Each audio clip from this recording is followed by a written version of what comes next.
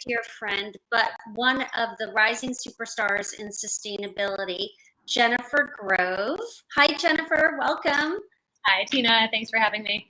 And I'll tell you a little backstory to Jennifer and why I thought it would be an amazing way to kick off sustainability theme that we're going to have for the next couple weeks, because we're going into plastic-free July. It's World Environment Week. It's World Ocean Day coming up, everything that's really near and dear to Lolly's heart. And I had the incredible fortune of meeting this amazing, talented woman and fierce female founder about 5 years ago.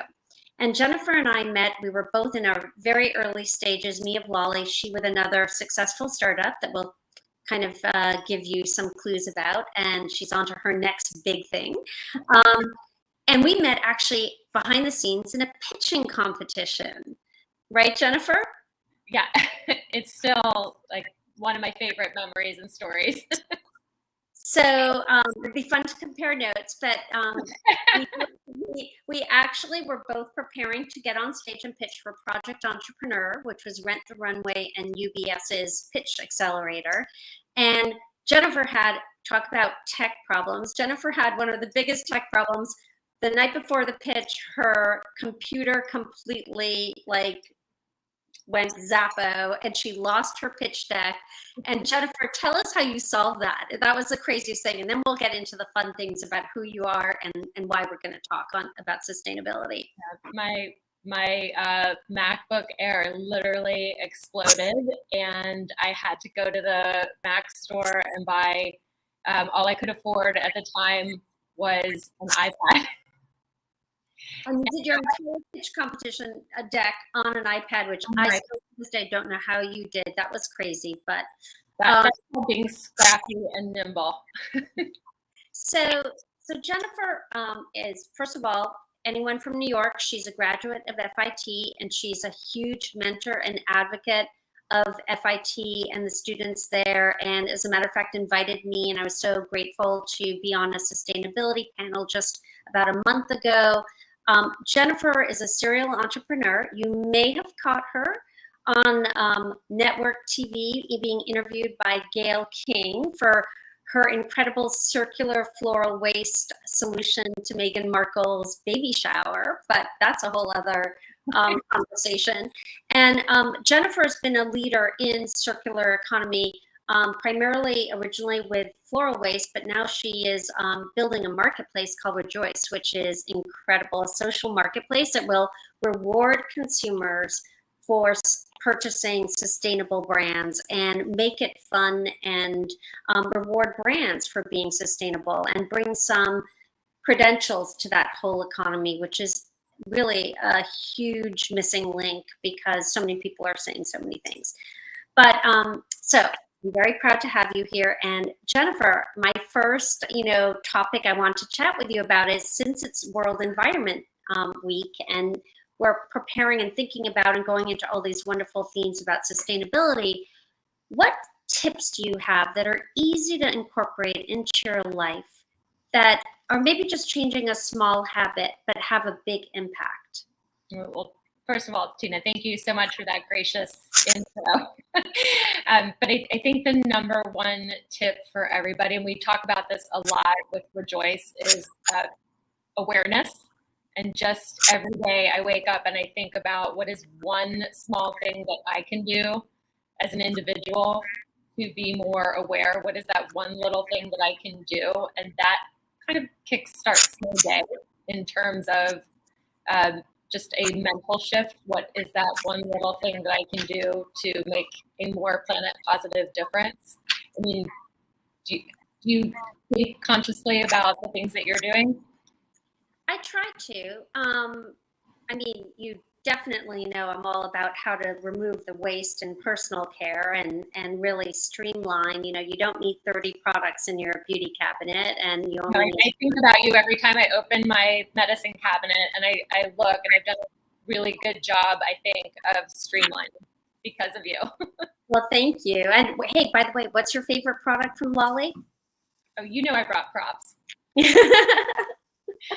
It's the Plum Elixir. It's been my go-to for years. So By the way, Jennifer, you have so many allergies. Like originally I was like really worried about, because we use food grade ingredients, like I was so conscious of like what you could have and what you couldn't have. So it means so much to me that you could find a product in your beauty cabinet with all your sensitivities that we make that meets your credentials, because you know there are a lot of people like you out there with food allergies and sensitivities. Yeah. And if you have ever gone out to dinner with me or gone to a baseball game with me or flown on an airplane with me, I'm the woman who I'm allergic to peanuts, legumes, tree nuts. So I can't have anything with walnuts, or sometimes there's almond oil and things. So I just have to be really thoughtful and careful about everything that I ingest or put on my skin. So something that I've always been looking for is a product like Lolly that is so pure and transparent. And so yeah, I remember when during Project Entrepreneur, real shit. but you wanted to give me a date nut brulee, and I said I just have to be really careful about what I'm using. So we went plum elixir instead, and it's been my go-to ever since. You know, I went down a rabbit hole on date nut brulee, and then I want to go back and get some tips from you, but about whether the kernel of the date, which is a fruit, so it's a tree nut, not a nut, would actually, someone who has the allergies you have, whether you would be allergic to it. You know, I wasn't 100% sure, so I just wanted to be really super careful. But so going back, I know right now we're going into wedding season. We're going into graduations. Your daughter just graduated from high school. Yes, And so there's flowers everywhere. Oh my gosh, our apartment. And I know people don't think about this, but tell us a little bit about floral waste and what happens to flowers that you have in your home when you throw them in the garbage can, and how can we make small changes, just even with the flowers that we're using? Yeah, so I used to run a company called Repeat Roses, so I know a little something about flowers that wound up in the trash after weddings, after events, after they've been enjoyed for 30 seconds on a floral wall in a retail display. It bothered me so much, and I set out to create a whole business around repurposing the flowers to bring joy to people for that business, but making sure, as you mentioned before, in a circular economy, they would never wind up in landfill, and that was really important to me. But one of my tips for flowers, we have flowers like this all over the house right now for Callista's graduation. So in a couple of days, they're going to start to wilt, and the easy thing for people to do just is throw them in the trash, and it just breaks my heart. So instead, I just have made a really conscious effort to gather all of the flowers, gather you rosebuds, and we will take them to compost. It's not that hard. You have the ability. You just have to take that extra step to find out where you can compost. If your municipality doesn't offer pickup for compost, then you have to take that extra step and research where can you drop off your compost. Or if you are like us and you live in New York City and you can't just put them in your backyard garden, you have to take that extra step and figure it out. I know Kayla, our social media manager, she's going to post about Grow NYC and give a link for locations in New York City as an example of where you can compost.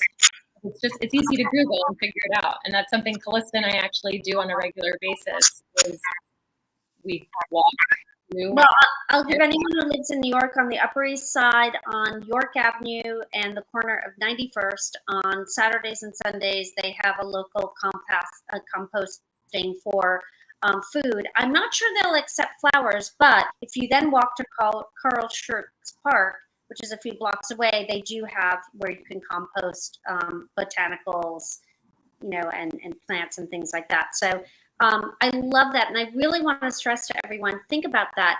You think because it's natural, if you stick it in the garbage can, it will go to the place where it will compost because it's natural. But depending on where you live, as Jennifer just explained, that's not the case. And so all those billions of flowers end up in landfills. Yeah, It and is whether flowers or food, they're not in the right conditions. They can't biodegrade if they're trapped in a black plastic bag when they're tossed into a truck and then compacted and then thrown into landfill. It's just, that's not how it works. So it's an extra little step, and if that's a habit that you can build, and if you can share that with your circle of influence, whether it's your friends, your family, you can just take these small little steps to help people make these tiny changes, and collectively, it's something that we can all do to make a big impact. So you and I were discussing earlier today and trading some tips, and you mentioned to me, well, an easy tip is taking food that's vegetables or that are left over and making a soup.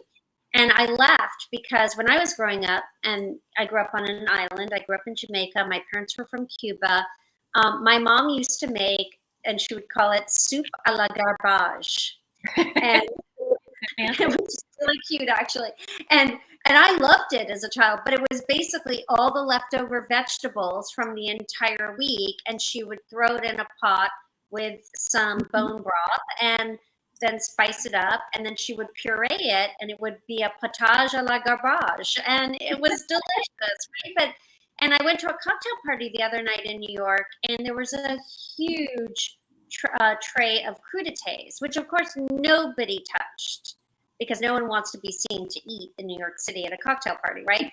So my friend afterwards was like, she was like, what do I do with this? I was like, make a soup, make a vegetable soup. But people don't think about, it's like small little changes, small little acts.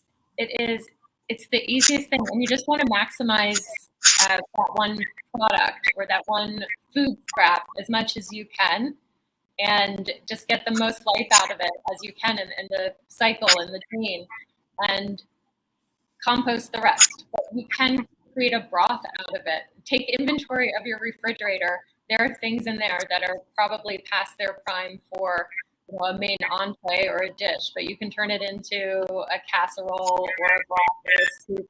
Or fruit you can turn into a smoothie. No one will know the difference. Or even a face mask. Oh, yes, exactly. Well, take the fruit that is a little bit past, but still good. Puree it and whip it into our matcha mask or our purple corn grains. Add honey. I mean, there's so many things you can do. So Jennifer, tell us about the exciting new startup that you're working on right now. Oh, thank you. So it's called Rejoice, and as you referenced earlier, it's a way it's a marketplace, so it's a way for vendors to meet eco-responsible shoppers. So sustainable vendors joining forces with sustainable-minded shoppers to really unite in a community where we're all consumers. We just want to make sure that we're pulling together our resources to do the best for a very planet-positive experience. And this is a way to kind of reward both sides. The cream rises to the top, the best of the best, who are really making every possible effort to do what they can with the resources they have to be the most eco-responsible. So, where do you think right now, how do you think consumers, until Rejoice launches, which it's, in the process of, and we're, waiting, very anticipating that launch, how do you think that consumers should vet brands when so many brands right now, it's cool, it's the new kid that's cool at school, to be sustainable or clean and conscious, but not dishing anyone. Like, it's amazing. I hope you really are walking the walk. But unfortunately, there are a lot of brands out there that maybe innocently think they're doing the right thing, but they're really not. So what advice do you have to the consumer right now for how they can vet products out there or brands and find out what's real and what's not real? Well, I think that's a really good point, Tina, because there's a lot of talk, and that is one thing that Rejoice hopes to solve by really using vetting criteria and certifications that we have vetted and I think in the meantime, until Rejoice launches, you have to be really thoughtful. There are a lot of buzzwords, and clean and organic and natural gets thrown around a lot, and it can be applied to products that are not 100% natural, not 100% clean and green. Those can get to be really subjective terms. So you have to do your homework, and you have to really dig deep and look and see what does that constitute in a company.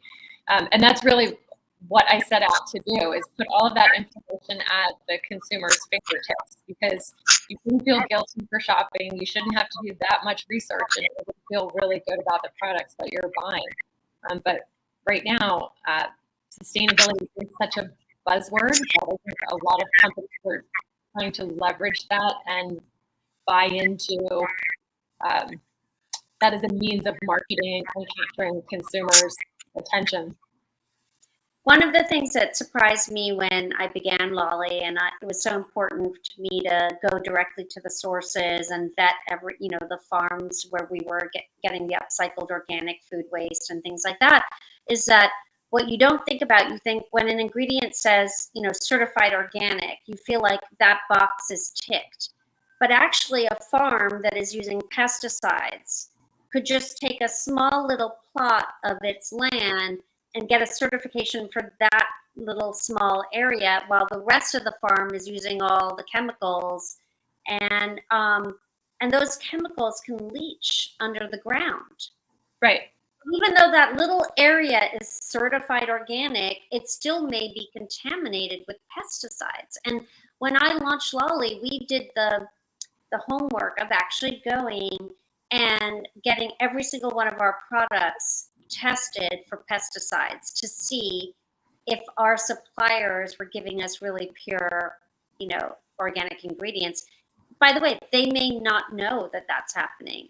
Again, in the world that we're living in right now, I think there's a lot of good intention, and people are trying to do the right thing, but it's the knowledge is much more rapidly, happening than people getting educated. I don't think I said that very graciously, but you understand what I mean. Technology is changing so quickly, and the knowledge base. So what's one of your pet peeves if you had to sort of say one thing that really bothers you that isn't what keeps me up at night? I think I'll give you a really easy one. My new favorite water bottle. Ooh, I love that. What is that? This is from QUE, bamboo top. It's got this really ergonomic design. Isn't that cool? I don't understand why people are still not utilizing tap water and drinking water out of a single-use plastic bottle. I don't get it. There's been so much. Why would you spend money on drinking water out of a plastic bottle? And there's more of it, and there's more of it. It's just so crazy. Every time I go into like my little local marketplace on the corner, I see more and more brands launching in, now it's, spiked seltzer, and, it's functional beverage, but it's still water in overpackaged plastic or aluminum. And yeah, I don't get it. It's really, it's one of those things. I don't get it, and it drives me nuts, because you cannot walk past a trash can in New York City, which oftentimes is right next to a recycle bin for plastic, and you'll still see the plastic bottle in the trash can. I think we have to do a session one day about what do you put in what bin, because I think there's so much confusion, and I think people really don't know. And so then, since they don't know, they opt just to put it in trash because they feel that's the lesser evil. But it is really, especially in New York, it's super confusing, because, at the end of the day, we also know New York makes you separate your trash, but then it all goes still to the same place. Yeah. I mean, it's just such a game of, emperor's new clothes, right? Everyone pretending, oh, we feel better because we're separating it, but it all gets picked up and taken to the same landfills. So crazy. I, We I we have a couple of, as you know, as you've been a guest on the Let's Rejoice Together podcast, which I love that episode with you. We have a couple of podcast episodes coming up with people from waste management. So we kind of explore in an AMA some of those questions. So stay tuned for that. That was one of my learnings from you too, as when I got to be on the FIT panel, and you had Chris White, I think his name, one of the experts in green dry cleaning. And wow, you don't think about how many chemicals are used in dry cleaning and what a dirty business that is. Maybe that's another business we'll look at someday, right? So Jennifer, go back to your beauty routine. Like, what are a few things that you've done to sort of be more sustainable in beauty in your own, or you have a teenage daughter. What have you taught her? What tips, are you asking her to incorporate into her life? To read the ingredients, to look for things that are free of this, free of this, free of this, to buy either items that come in glass packages, which I think is a better choice than single-use plastic, in bigger packages or in bars. So shampoo bars, for example. That's been a new thing that she's been doing. Trying not to buy as much, trying to really streamline the beauty routine. I don't think our skin needs to be under assault from 15,000 different chemicals. I think that's something that I've tried to adopt over the years, and it's worked pretty well. So trying to. I know you use our date nut brulee because of your nut allergy, but that product is, it's a cleanser, it's a moisturizer head to toe, it's a pre-shampoo scalp treatment, it's a dry, and I have really frizzy hair, it's a dry end, smoother. I could use that. Elbows, stretch marks, nipple cream, scar treatment. I used it on my scar. It's just like one of that, it's one product that knocks like 10 products out of your beauty cabinet. Well, that's what I was going to say. I like products that are multifunctional, and that's what I use the Plum Elixir for. I could rattle off 5 things that I use it for. Oh, well, tell us, what do you use it for? Well, I use it morning and night for my face, for my neck, for my hands, for my feet. But I really use it for as a cuticle moisturizer as well. And then I've been living in flip-flops for so long, but now that things are picking back up in the world, and I've been going to events at night, going out to dinner, and for Callista's graduation, lots of events. I've been back in high heels, so my feet, lots of blisters lately. So we've heard a lot of uses for Plum Elixir, but not the feet. Not because it's an instant hydrator. It's just kind of pricey for the feet, but no, but just for blisters. But look, a little goes a long way. I've had this particular bottle for a long time. It's probably time to get another bottle, though, I would say. I think so. But well, listen, this was just so lovely. When can we tune in to your podcast for Rejoice? Well, you actually you mentioned the panel that you did for FIT. We just launched a new podcast today on Spotify. It's Let's Rejoice Together, and today's episode is with Dr. Karen Pearson. It's an AMA about all things sustainable, so it kind of picks up where this conversation leaves off. So excellent segue, Tina. Thanks. Oh, amazing. So Let's Rejoice Together on Spotify. Yeah. Amazing. I would like to rejoice together, and I would like to rejoice together because we're cleaning up beauty. And I am so appreciative for you being on today and for all your wisdom and all your fierce female founder, warrior spirit out there ready to take on a new challenge of a marketplace and help brands like Lolly get exposure and find, the credibility, because again, as we said, it's really hard to know what brands are really doing the right thing. So thank you so much, and have a wonderful week. And thank you, everyone. Let me just see if there are any questions. Lisa asked, I'm always worried about water quality from the tap. So sorry, I think we have a few questions before we go. Do you have any thoughts about that? Using a filter. I mean, that's, What for example, New York City water is great quality, but I use a filter, and I know in different municipalities you should use a filter. So that's a great question. Yeah. Are there any, before I say goodbye, does anyone else have any questions? Put them in the chat, let me know. And if not, we'll let Jennifer go on her merry way. And thank you. And maybe we'll do another pickup